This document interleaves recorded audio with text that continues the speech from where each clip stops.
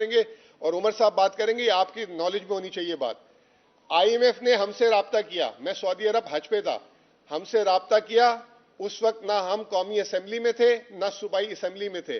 पाकिस्तान की तारीख, मैं भी 20 साल से मईशत को कवर करता हूं, पाकिस्तान की तारीख में पहली दफा आईएमएफ ने बोला कि हम आप लोगों से मिलना चाहते हैं। हमारे बोर्ड ऑफ डायरेक्टर्स कह रहे हैं कि इमरान खान और पीटीआई से कंसेंट लो, अगर पाकिस्तान को 9 माह का प्रोग्राम देना है तो इमरान खान की कंसेंट होगी तो प्रोग्राम दिया जाएगा।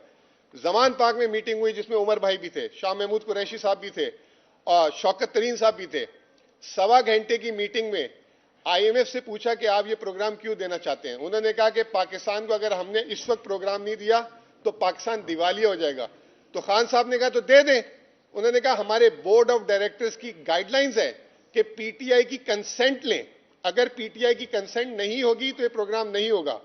उस वक्त खान साहब पॉलिटिकली 200 मुकदमे हो चुके थे, बहुत चीजें हो चुकी थी, उन्होंने उसको साइड पे रखा, प्रोग्राम की कंसेंट दी। खान साहब ने पूछा कि ये प्रोग्राम है क्या। उन्होंने कहा 9 महीने का प्रोग्राम है, 3 हिस्सों में। पहला हिस्सा पीडीएम, दूसरा हिस्सा केयर टेकर, तीसरा हिस्सा नई गवर्नमेंट जब केयर टेकर आएगी, सॉरी नई गवर्नमेंट आएगी उसको हम किस देंगे। खान साहब ने उस पर जवाब में बोला कि क्या गारंटी है कि इलेक्शन हो जाएंगे। उस वक्त नवंबर में इलेक्शन होने थे। आईएमएफ ने कहा कि नवंबर में हमें हुकूमत ने कहा कि इलेक्शन होंगे। आईएमएफ खान साहब ने कहा कि can you guarantee free fair and timely election. तो उन्होंने कहा ऑब्वियसली ये जो आखिरी पार्ट है, जो तीसरा जिसमें हमने आखिरी केस जारी करनी है, वो नई हुकूमत को उसी वक्त मिलेगी जब नई हुकूमत बनेगी। यहां बात खत्म नहीं होती।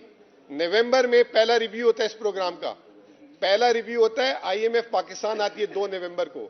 4 या 5 नवंबर को, ये शायद आप लोगों के लिए आज पहली दफा बात में मैं कर रहा हूं, 4 या 5 नवंबर को आईएमएफ ने फिर पीटीआई से राब्ता किया और बोला कि आईएमएफ के बोर्ड ऑफ डायरेक्टर्स की रिक्वायरमेंट है आप लोगों से मिलने की। मैंने जो है पैगाम भिजवाया कि जी उस वक्त तो इमरान खान साहब जेल में नहीं थे, अब वो जेल में है और बाकी लीडरशिप हाइडिंग में है, मुमकिन नहीं हो सकता। उन्होंने 15 नवंबर को रिव्यू मुकम्मल किया, जिसकी किस 7 दिसंबर को जारी होनी थी, वो जारी नहीं हुई। बोर्ड ऑफ डायरेक्टर्स ने कहा जब तक पीटीआई की लीडरशिप से नहीं मिलेंगे उस वक्त तक ये आगे किस नहीं चलेगी।